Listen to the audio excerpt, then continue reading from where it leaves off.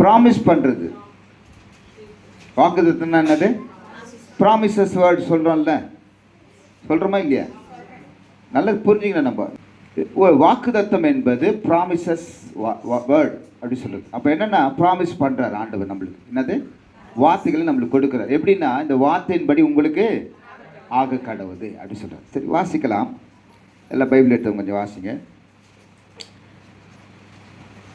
ஏசாயாவின் தீர்க்கதரிசன புஸ்தகம். நேற்று ஒரு ஹைலைட் பண்ண இந்த வசனத்தை, இன்று அது குறித்து பிரீஃபான காரியங்களும் 2 செய்தி மிங்கிலாகி கொடுக்கலான்னு விரும்புகிறேன். ஏசாயா 2ஆம் அதிகாரம் 5ஆம் வசனத்தை எல்லாரும் எடுத்துக்கொள்ளலாம். ஃபஸ்ட்டு எழுதிக்குங்க, எழுதிட்டு எல்லாம் எடுத்துக்கொள்ளலாம். யாக்கோப்பின் வம்சத்தாரே,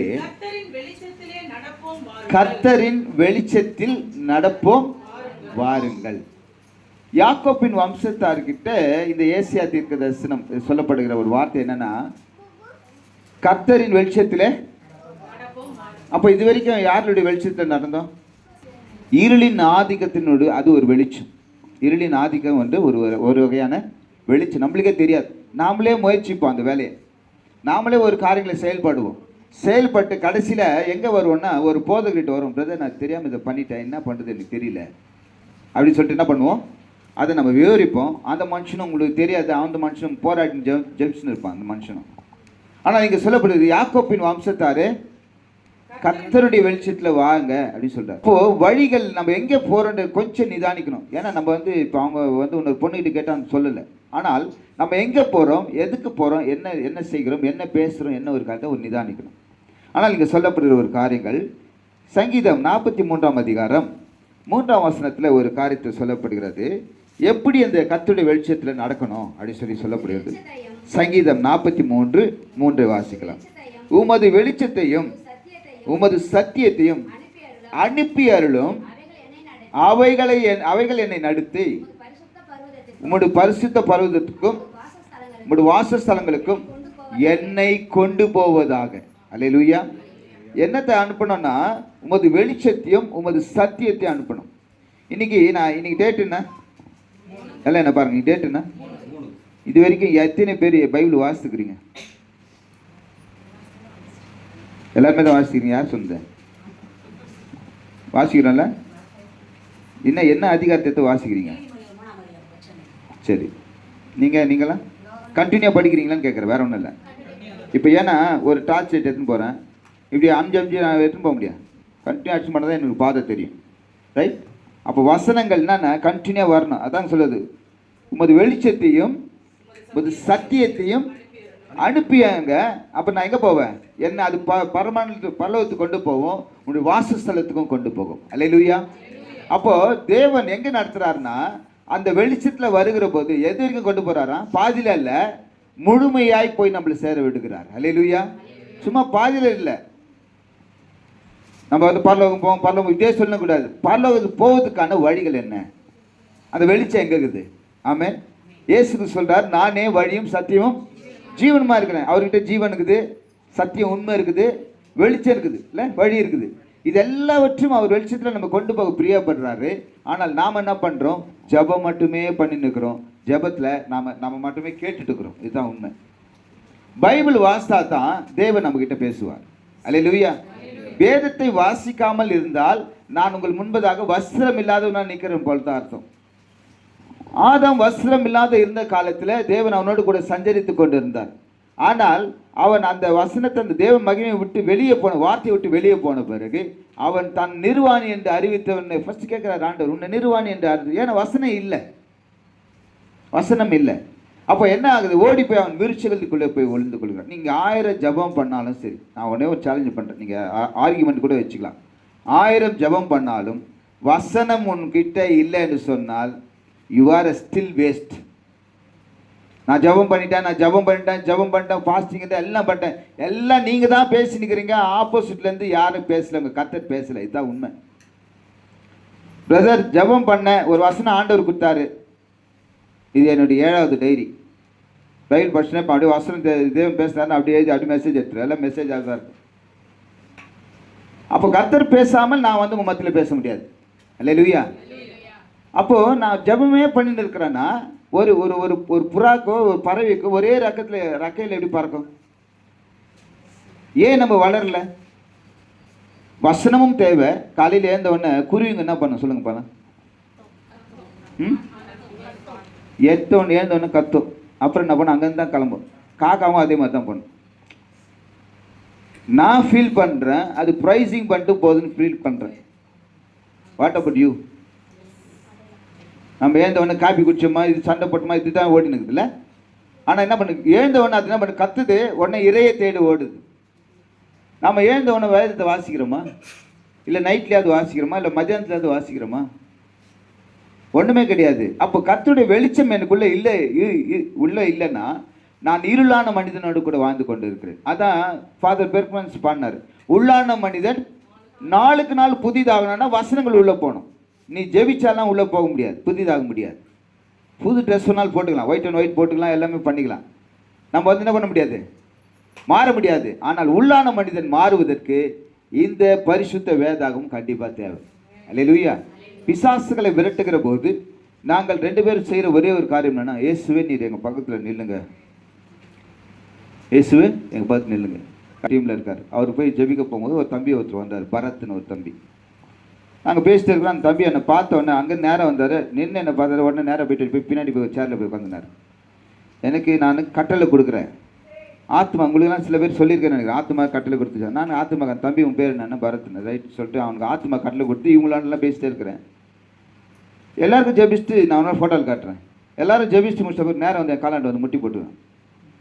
இப்போ கிளம்புற நேரத்தில் என்ன பாருங்க, இல்லை எனக்கு ஜெபம் பண்ணுங்கண்ணா. அவனுடைய கண்ணை தேவன் வெளிப்படுத்திட்டார். அவனுக்கு காரணத்துக்கு கமெண்ட் பண்ணவொடனே ஆட்டோமேட்டிக்காக வந்து உட்காந்தாச்சு. ஜபம் பண்ணவொடனே போய் கீழே போய் தொப்புன்னு வந்துட்டான். எங்கள் வீட்டுக்காரர் கூட ஒரு தம்பி வந்தார். அவர் ஒரு மாதிரி ஆயிட்டார். என்ன இந்த மனுஷன் ஜபம் பண்ணவொன்னே அந்த பையன் ஊன்றான். அப்புறம் ஏதோ சொல்லிட்டு வந்திருக்காரு போட்டு போட்டோம். எதுக்குன்னு சொன்னால் வசனத்துக்கு பிசாசு நடுங்குவோம். அல்லேலூயா. அதுதான் நம்மளுக்கு போர் ஆயுதம். நீ 1000 ஜெபிச்சுன்னு வச்சுங்களேன், ஒன்றும் இல்லை. நான் சொல்கிறேன், நான் ஜெபிக்கும் போது பிசாசு வந்து தெரியும் அவனுக்கு, நான் என்ன ஸ்டைலில் ஜெபிப்பேன்னு தெரியும். தெரியுமா தெரியாதா? இது இப்படி தான் ஜெபிக்கணும்னு தெரியும். தெரியுமா? எங்கள் வீட்டுக்காரை பார்த்துங்க ஆண்டவரே, எங்கள் அம்மாவை பார்த்துங்க, என் மாமியார் வாய் நல்லா டைட்டாக கட்டுங்க, இப்படி தான் நம்ம ஜெபம் பண்ணுவோம். இது தெரியும் பிசாசுக்கு. இது வந்து தொடங்கினாவே இப்படி தான் தொடங்க, இப்படி தான் முடிக்கன்னு தெரியும். ஆனால் ஆண்டவர் நீ பாரத்தோடு கூட நீ பேசும்போது அவர் பேசுவார். அல்லேலூயா. அப்போது அதை எரேமியாவில் அழகாக என்ன சொல் 33:3 என்ன சொல்லுது?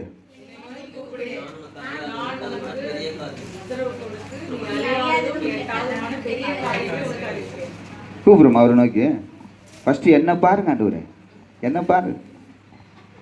முன்ன தான் பார்த்துன்னுக்கிறாரு. ஒரு சிஸ்டர் வீட்டில் போய் ஜெபம் பண்ணேன், குரோம்பேட்டில் போன 2 வாரத்துக்கு முன்னாடி. ஆண்டவரே என்னை கையில் வரைஞ்சிக்கிறார், எந்த கை காட்டுமான்னு. இல்லை அவர் கை. அப்படியா? அவர் கையை பார்த்துக்கிறியா? நீ அவர் கையில் நீ இருக்கிறன்னா ரொம்ப ஜாக்கிரதையாக இருக்கணுன்ட்ட. கோளாறு கொடுத்தீங்கன்னா உன்னை கோளாறு ஆக்கிடுவார். ஆமாம், கையில் என்ன ஆச்சு, உன்னை பிடிச்சி அப்படி நசுக்கிடுவார். ஒரே நசுக்கா அப்படின்னு, புரியுதா? ஆமாம், நீ நினச்சிக்காதீங்க. ஆண்டவர் என் உள்ளங்கையில் வச்சுக்கிறார், அவர் உள்ளங்கையில். சில பேர் ஏந்தவொன்ன முகத்து காலையில் ஏந்தவொன்னு என்ன பார்ப்பாங்க தெரியுமா? கையை பார்ப்பாங்க. அன்றைக்கி ஒரு பைசா பேராது, அது வேறு விஷயம். ஆனால் என்ன பண்ணுறது, கையை பார்க்கறது அதெல்லாம் ஒன்றும் கிடையாது. நேற்று கூட செய்தியில் சொல்லும்போது கூட சொன்னேன், சூரியனை பார்த்து கும்பிடுவாங்க சில பேர். இல்லை சூரியன், நீ என்னத்தான் சூரியனை பார்க்கறது? சரி, அது போகட்டும். அப்போது என்ன சொல்லப்படுது? உமது வெளிச்சத்தையும் இப்படி சத்தியத்தையும் அனுப்பலும் அது என்ன நடத்துங்க, அது என்ன நடத்தும். அல்லேலூயா. அது என்ன நடத்தும். அநேக இடத்துல நான் ஹவுஸ் விசிட்டிங் போகும்போது ஒரு வசனத்தை சொல்லி ஜெபம் பண்ணுவேன். உன்னதப்பட்டுச்சுன்னா கத்துடையது. முக்கியமாக நம்ம மணிகண்டன் வீட்டிலலாம் வந்து ஆக்சுவலாக செய்தி கொடுக்க தான் தேவன் கொண்டு போனார். ஆனால் அந்த இடத்துல கர்த்தர் பயங்கரமாக பேசுவார். அவர் சாட்சி சொல்லுவார் அதை குறித்து. கடைசியில் பெரிய காரியங்கள் அவங்க வீட்டில், அவங்களுடைய ரிலேஷன்ஸ் எல்லாம் வராங்க, நிறைய காரியங்கள் தேவன் நடத்துகிறார். அப்போ என்னென்னா வசனங்களை தியானம் பண்ணோம் அந்த வீட்டில். ரொம்ப எனக்கு ஆச்சரியமாக இருக்கும், என்ன இவ்வளோ ஆண்டவர் பேசுகிறாரு அப்படின்னு சொல்லி. அதே மாதிரி ஜெபராஜன் வீட்டில், இல்லை ஜெபராஜன் வீட்டில் லாஸ்ட் டைம் கூட பயங்கரமாக இது பண்ணும். ஸோ அப்போ என்னென்னா வசனங்களுக்கு அந்த வீட்டில் ஏதோ முக்கியத்துவம் கொடுக்குறாங்க. அல்லேலூயா. தேவனை ரொம்ப நேசிக்கிறாங்கன்னு அர்த்தம். அல்லேலூயா. சரி, அப்போ இந்த வெளிச்சத்தில் நடக்கிறதுக்கு என்ன பண்ணோன்னா 2 கொரிந்தியர் புஸ்தகம் 4ஆம் அதிகாரம் 6ஆம் வசனத்தில் ஒரு காரியம் சொல்லப்படுகிறது. 2 கொரிந்தியர் 4. வெளிச்சத்தை பிரகாசிக்க சொன்ன தேவன் இயேசு கிறிஸ்துவின் முகத்தில் உள்ள தமது மகிமையின் அறிவாகிய ஒளியை தோன்ற பண்ணும் பொருட்டாக எங்கள் இருதயங்களிலே பிரகாசித்தார். ஆமென். இருளிலிருந்து வெளிச்சத்தை பிரகாசிக்க செய்கிறார். அப்போ ஆதியாகமம் புத்தகத்தை யார் வாசித்தீங்க? வெவ்வேறா இதை பிரிச்சார். இப்போ ஒண்ணு இருள் இருந்தா வெளிச்சம் பிரிஞ்சிருக்கணும். கரெக்டா? அப்போ இருளான இந்த பூமி எப்படி இருக்குது? இருள சூழ்ந்தப்பட்டிருக்கு. நாம எது அந்த இருள தான் நம்ம வாழ்ந்து கொண்டிருக்கிறோம். புரியுதா?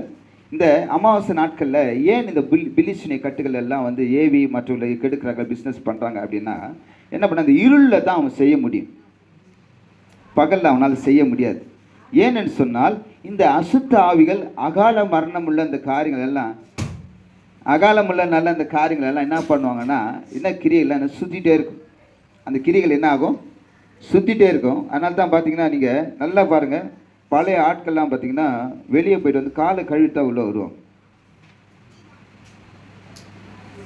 நம்ம என்ன பண்ணுவோம்? இல்லை சொல்கிறேன், ஒரு வீட்டில் அப்படியே போயினே இருப்பேன் நம்ம பாட்டுன்னு. இல்லை, இது ரொம்ப ரொம்ப ரொம்ப ஞானி மாதிரி அவர் பேசுவோம். ஆண்டவருக்கு எல்லாம் தெரியும்.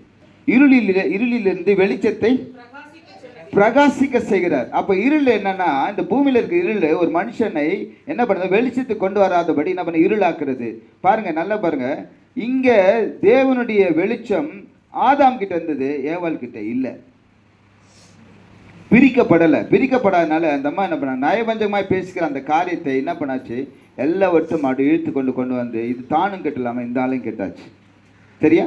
அப்போ இருளிலிருந்து என்ன பண்ணுவோம், வெளிச்சத்தை வாசிங்க பிரித்து பிரகாசிக்க சொன்ன தேவன். நல்ல கவனிங்க, இயேசு கிறிஸ்துவின் முகத்தில் உள்ள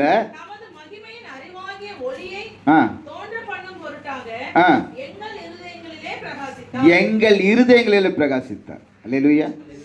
பாருங்க, பெத்லெகேம் எல்லாம் என்ன பாருங்க, பெத்லெகேம் என்ன ஊர்ல இயேசு கிறிஸ்து பிறக்கிறார். நல்ல கவனிங்க, பெத்லெகேம் என்னும் ஊர்ல இயேசு கிறிஸ்து பிறக்கிறார். அதுக்கு அடையாளம் வந்து ஸ்டார். அங்கே என்ன இருக்குது? வானத்தில் ஸ்டார். ஸ்டார்னுடைய பேர் என்ன? மிதியோனா? மிசோராம் ஊரு. மிசோரி நட்சத்திரம். அவருக்கு ஒரு தடவை தான் நட்டின, அவரே சொல்றாரு. மிசோரி நட்சத்திரம் எழுதி வச்சுங்க, பைபிள் ஒரு இடத்துல எழுதி வச்சுங்க, மிசோரி நட்சத்திரம். இந்த மிசோரி நட்சத்திரம் வந்து 90 நாள் இருக்கும். அப்போ அந்த வெளிச்சத்தை மையப்படுத்த, அந்த வெளிச்சம் மையப்படுத்துது இந்த இடத்துல, இந்த ஃபோக்கஸ் பண்ண இந்த இடத்துல தான் கிறிஸ்து என்னும் ரட்சகர், உங்கள் உலக ரட்சகர் நீங்கள் பிறந்திருக்கிறார் என்று சொல்லி. அல்லேலூயா. இந்த வானசாஸ்திரிகள் எல்லாமே புறப்பட்டு போறாங்க. புறப்பட்டு போய் அந்த இடத்துல பார்க்கிற போது அவர்களுக்குள்ள இருதயத்தில் ஒரு வெளிச்சம் உண்டாகிறது. அல்லேலூயா. இந்த ஆட்டிடைகள் எல்லாம் புறப்பட்டு போறார்கள், அவர்கள் போய் பார்க்கிறார்கள், அவளுக்குள்ள ஒரு வெளிச்சம் உண்டாகி அவன் தான் முதலாக சுவிசேஷம் அறிவிக்கிறான். கிறிஸ்துக்குள் பிரியமானவர்களே, கர்த்தருடைய வெளிச்சத்தில் நடக்கணும்னா அந்த வெளிச்சம் எனக்குள்ள ஊடுருவி பாய வேண்டும். அல்லேலூயா. நேற்று தினத்தில் கூட செய்தியில் நான் சொன்னேன், எலியாவினுடைய அபிஷேகத்தை நான் கேட்டுக்கொண்டிருக்கிறேன். ஆமென். அதுக்கு பல போராட்டம் பயங்கரமா இருக்குது. எலியாவினுடைய அபிஷேகம் எலிசா மேல விழுந்தது, சால்வையில விழுகிறது என்று சொன்னால், நீங்களும் நானும் கேட்கிற போது கர்த்தர் கண்டிப்பாக அந்த அபிஷேகத்தை தருவார். அல்லேலூயா. இந்த அதாவது பிரிக்க முடியாத இந்த யோர்தானை வெறும் சால்வையில அது முறுக்கி அடிக்கிற போது, எலியாவின் தேவன் என் தேவன் என்று சொல்லி அது முறுக்கி அடிக்கிற போது அது ரெண்டாக பிளந்து போகிறது.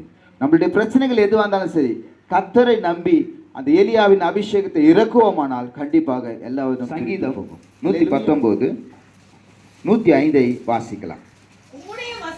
உம்முடைய வசனம் என் கால்களுக்கு தீபமும் என் பாதைக்கு வெளிச்சமுமாய் இருக்கிறது. போதும்.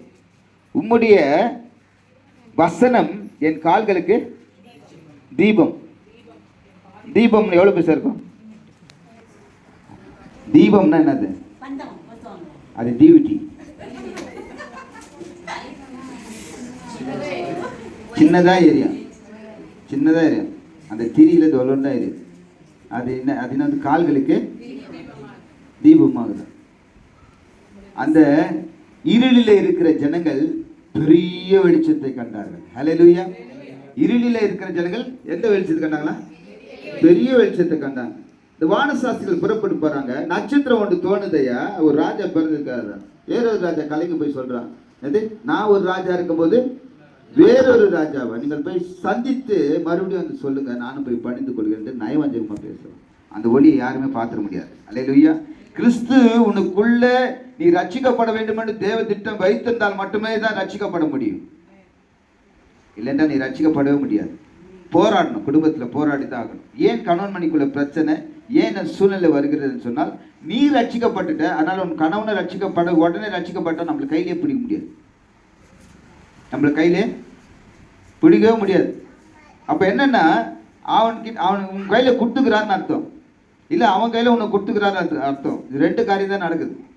நீ எப்பவுமே யாருன்னா சொல்லும் போது எனக்கு ரொம்ப கஷ்டமாக, என் வீட்டுக்காரர் சரியில்லை, மனைவி சரியில்லைன்னும் போது நம்ம எதுவுமே சொல்ல முடியாது. என்னுடைய ஜபம் ஒரு வைராக்கியமான ஜபமா இருக்குதா, அப்போ உனக்குள்ள இருக்கிற வெளிச்சம் அவனுக்குள்ள ஊடுருவி பாயணும். இல்லை வசனம் என் கால்களுக்கு தீபமும்,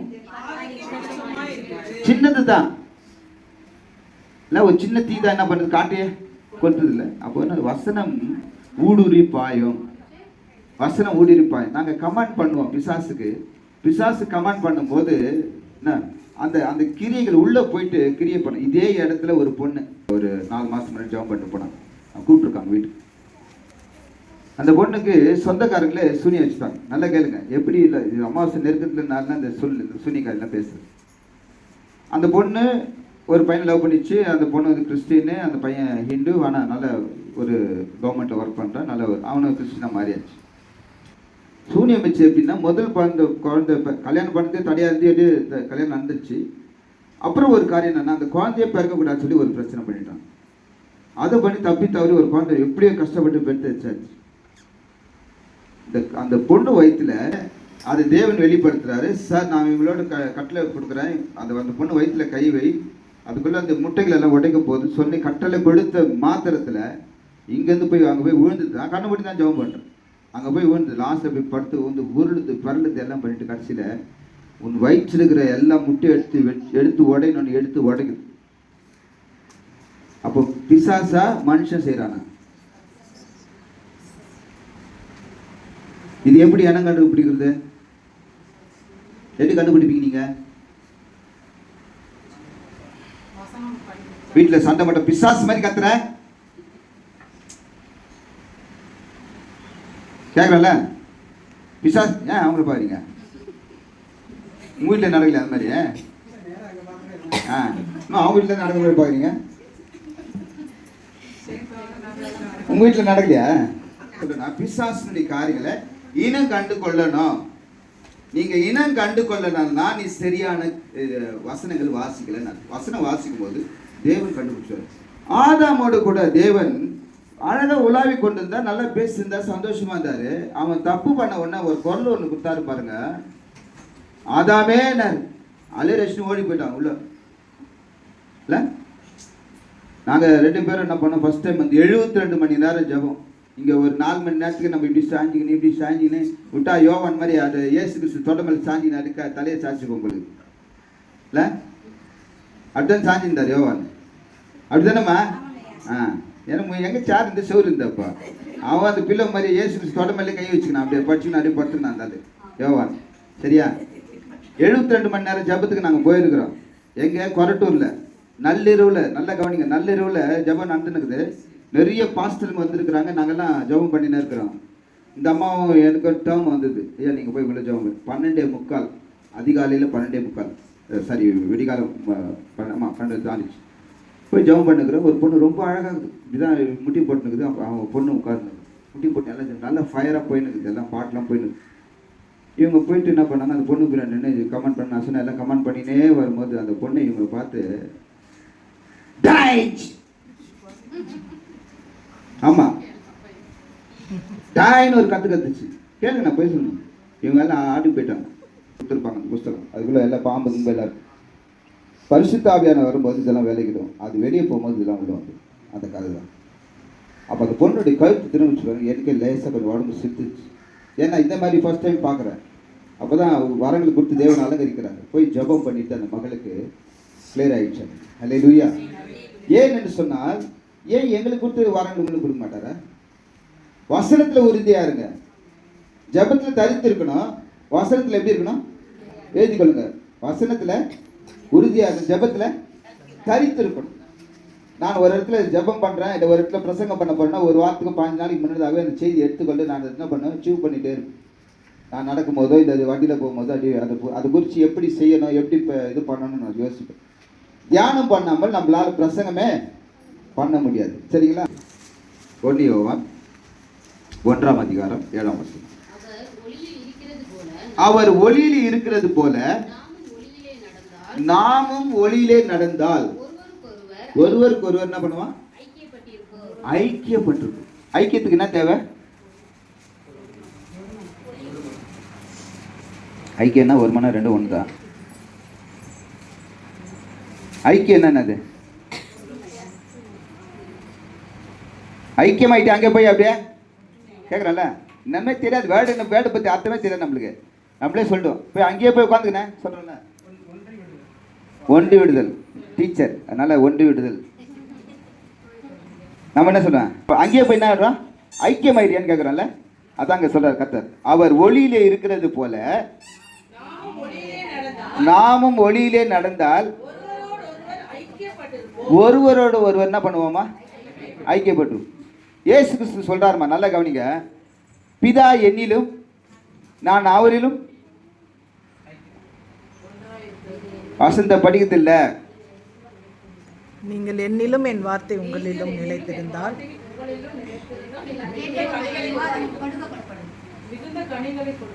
அந்த ஒரு வசனம். அப்புறம் ஒன்று நிலைத்திருப்பீங்க. ரைட்டு. அப்புறம் சரி, சீஷர் கேட்குறாங்க இயேசு கிறிஸ்து, எங்க பிதா பிதா நீங்க எங்க பிதா? என்னை கண்டவன். அப்போ சீஷருங்க பார்க்கலையா இயேசுவை? அப்போ ஏன் கேட்குறாங்க? நம்மள அப்படி கேட்டு பிதா குமாரன் அவங்க என்ன பண்றாங்க? எப்பவுமே ஒன்னா இருக்கிறாங்க. பிதா குமாரன் எப்போ ஒன்னா பிரிய மாட்டாங்க. இந்த பிதா குமாரன் ஒன்னா இருக்கிறதுக்கு நோக்கம் என்னன்னா ஐக்கியம். நாம இயேசுவை பிடிச்சினோம்னா இயேசு நம்மளுக்கு போய் அங்கே கொண்டு போயிடுவார். அல்லேலூயா. நல்லா கவனிங்க. ஒரு கடைசி காலத்தினுடைய காரியத்துக்கு நான் சொல்றேன், நல்லா கவனிங்க. இது இங்கே ஒரு 3 சேர்னு வச்சுங்களேன். சும்மா இமேஜினேஷன் பண்ணிங்க. 3 சேர். ஓகே, அதை இதை வச்சுங்க. 1 2 3. இங்கே வந்து பிதா, நல்லா கவனிங்க. இங்கே பிதா பிதா குமாரன் எப்போ வலது பக்கம் தான் இருப்பார். இயேசு கிறிஸ்து இங்கே தான் இருப்பார். ஏன்னா அவர் சொல்லும்போது என்ன சொன்னார் கலன்கிட்ட, இன்று என்னோடு கூட பரிசுத்தாவியானவர். பிதாவினுடைய வலது பரிசில் அவர் இருப்பார் எப்பவும் இயேசு கிறிஸ்து. இங்கே பரிசுத்தாவியானவர். இந்த பிதாவாகிய தேவனை நம்ம பார்க்கவே முடியாது. யாருன்னா ஊழியக்காரன் நானே சொன்னா கூட, நான் வந்து தேவனை பார்த்து சொன்னா எனக்கு அடிங்க. சீரியஸாக சொல்கிறேன்.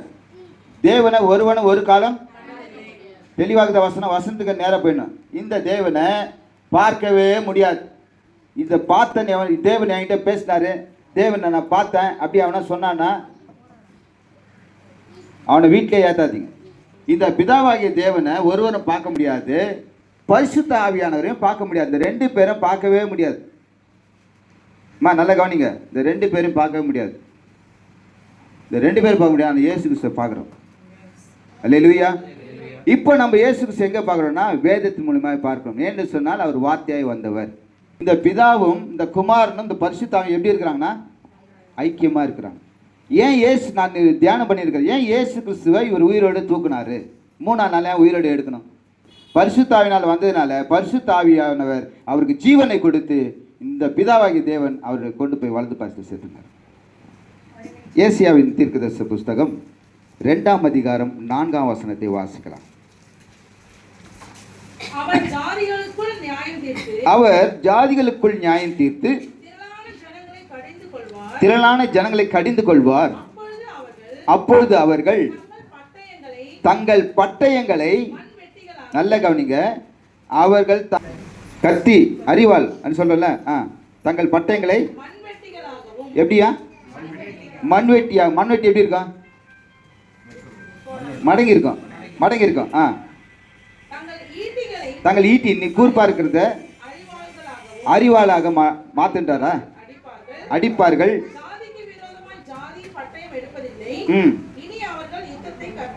போதும். இந்த வசனத்தை குறித்ததான சுருக்கமான ஒரு வருகை செய்தி நான் கொடுத்துட்றேன். சரிங்களா? என்ன பண்ணணுமா, பட்டயத்தை என்ன பண்ணணுமா, மண்வெட்டியை மடக்கணுமா. அப்படின்னா என்னன்னா, பேதுருக்கு என்ன சொன்னார் ஆண்டவர்? எதுக்கு? பட்டயத்தை உரையில போட சொன்னார். எதுக்கு போட சொன்னார்? எப்போ பயன்படுத்துகிறோமோ அப்போ தான் பயன்படுத்தணும். பட்டயத்தை எப்போ பயன்படுத்துகிறோமோ அப்போ தான் பயன்படுத்தணும். இவர் இமோஷன் ஆகிட்டார், பேதுரு இமோஷன் ஆகிட்டார். இயேசு கிறிஸ்து என்ன பண்ணிட்டாங்க, அவர் பிடிச்ச ஒன்று அவர் சொல்கிறார், என்ன கைதி போல் பிடிச்சிருக்கிறீங்க, நான் தேவாலயத்தில் பிரசங்கம் பண்ணேன், நான் இங்கே பிரசங்கம் பண்ணேன், மலை பிரசங்கம் பண்ணேன், இந்த ஊர்லலாம் போய் நான் கிராமத்துலலாம் பிரசங்கம் பண்ணேன், அப்போ என்ன பிடிக்கலையே. ஏன் என்று சொன்னால், கடந்த இதில் அவருடைய முகத்தில் ஒரு வெளிச்சம், அவர் முகத்தில் ஒரு மகிமை, அந்த மகிமையினால் அடையாளம் கண்டுபிடிக்க முடியல. பார்த்தான் சாத்தான் எவனு உள்ளே இருக்கிற ஆளே கண்டுபிடிச்சான் பாருங்க. நீங்கள் கொலை நடக்கிற பிரச்சனைலாம் பாருங்கள், உள்ளே இருக்கிற ஆளே தான் போட்டு தள்ளுவான். நீங்கள் எல்லாம் சர்வே எடுத்து பாருங்களேன், உள்ளே இருக்கிற ஆளே தான் எவனை ஒரு இன்டிமேஷன் கொடுத்துருவான். யூதாஸ் கருத்தாட்ட ஒரு இன்டிமேஷன் கொடுத்தான், நான் எவனை முத்தம் எடுக்கிறேனோ அவர் தான் ஏசு. ஏன்னா பிசாசுக்கு நம்மளுக்கு நல்ல அடையாளம் தெரியும். ஆனால் அந்த இடத்துல எல்லாருமே தேவ மகிமையினால் எப்படி இருந்தாங்க, எல்லாருமே இயேசு போல இருந்தாங்க. ஜூட்ஸ் எல்லாமே, யூதர் எல்லாமே தாடி வச்சிருப்பாங்க, எவனுமே கண்டுபிடிக்க முடியல. ஆனால் இயேசு கிட்ட ஏதோ ஒரு மகிமை இருந்திருக்கிறது, அந்த மகிமை எல்லாரும் மேலே இருந்தது. எல்லாரும் இயேசு போலவே இருந்தாங்க 12 சீஷரும். இல்ல மகிமை, மகிமை, அந்த மகிமை பார்க்க முடியாது. ஆனால் ஏன் யூதாஸ் காரியத்துக்கிட்ட இல்லை? பிரசங்க 5:10 வாசிங்க. அவன் என்ன பண்ணியிருக்கான் அதுல?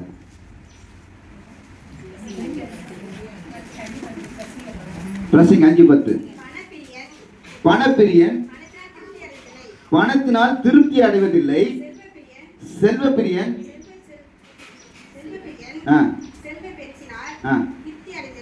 போதும், இதுவும் மாயை. அப்ப என்ன, பணப்பிரியன் பணத்தினால என்னது சாட்டிஸ்ஃபேக்ஷன் ஆக முடியாது.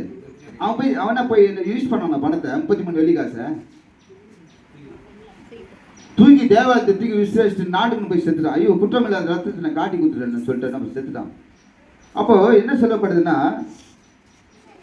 இந்த பிசாசு வந்து நம்மளுக்கு நல்ல அடையாளம் கண்டுபிடிச்சிருவான். இங்கே பேதுருக்கு ஏன் அங்கே போட சொன்னார்னா, இந்த அவர் அரெஸ்ட் பண்ணும்போது தான் உணர்த்தப்பட்டு தன் கூட இருக்கிற அந்த ஒரு பரிசுத்தமானவரை குறித்து அவங்க பிடிக்கிறாங்களே சொல்லி என்ன பண்ண, உணர்த்தப்பட்டு விசுவாசத்தின் பேரில் கத்தி எடுத்து வெட்டிட்டார். அவர் தலைதான் வெட்டிக்கிறார். என்ன பண்ணிக்கிறாரு? குறுக்கில் வரல, தலையை சாச்சிருப்பார்ல. வெட்டும்போது இயேசு கிறிஸ்து ஒரு அறை இருந்தாங்க தெரியுமா? எப்படி இருந்தாங்க?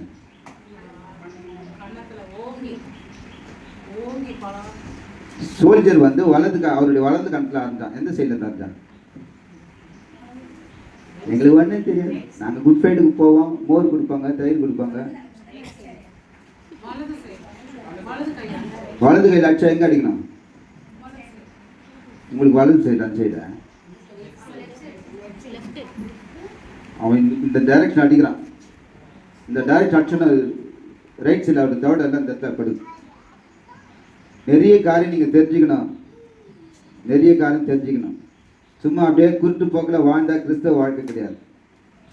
அவன் ஓங்கி வலது கண்ணத்தில் அரைந்தான். சின்ன பிள்ளை அழுதான் பாடுறோம்ல, ஓங்கி இந்த டைரக்ஷன் அடிச்சா எவ்வளோ ஃபோர்ஸ் வருதுமா? இந்த ஃபோர்ஸோட இந்த ஃபோர்ஸ் அடிச்சு பாருங்க. இந்த ஃபோர்ஸ் ரிவர்ஸ் ஃபோர்ஸ் வந்து எப்படி தான் இருக்கும், நல்லா பதிஞ்சிடும். எப்படி டெக்னிக்காக அடிச்சிருக்காங்க பாருங்க. சரி, அது போட்டு எதுக்கு சொல்றேன்னா, இப்போ நம்முடைய அறிவாளிகளை மம்பட்டியாக மடக்கணுமா, ஈட்டிகளை என்ன பண்ணுமா, அறிவாலை மாட்டணுங்க. அதெல்லாம் முடியுமா? ஏற்கனவே இர்ரெகுலராக இருந்த ஷேப்பில் இருக்கிறத கொண்டு போய் உருக்கி அதை நீட்டாக ஆக்கியாச்சு. அதை திருப்பியும் வந்து அறிவாலை மாட்டணும்னா எப்படி? அது அறிவாலை போய் மம்டியாக மாற்றணும்னா அது திக்னஸ் இவ்வளோ தானே இருக்கும் அறிவாலை. அது எப்படி மம்டியாக மாற்றுறது? நம்ம சொல்ல இவர் திருத்தவே சொல்றாங்க, இவர் திருத்தவே சொல்லுங்களேன் சத்தமா தான். இவரை திருத்தவே முடியலையா? சரி, சங்கீதங்களின் புஸ்தகம் 96ஆம் அதிகாரம் 13ஆம் வசனத்தை வாசிக்கலாம். இன்னொரு 4 வசனத்தை நான் விரிவாக முடிக்கிறேன். அவர் வருகிறார். அவர் வருகிறார். அவர் பூமியை நியாயம் தீர்க்க வருகிறார். அவர் பூமியை நியாயம் தீர்க்க வருகிறார். அவர் பூலோகத்தை நீதியோடும் அவர் பூலோகத்தை நீதியோடும் ஜனங்களை சத்தியத்தோடும் நியாயம் தீர்ப்பார். எப்படி வர்றாரா? அவர் வருகிறார், பூமியை நியாயம் தீர்க்க வருகிறார்.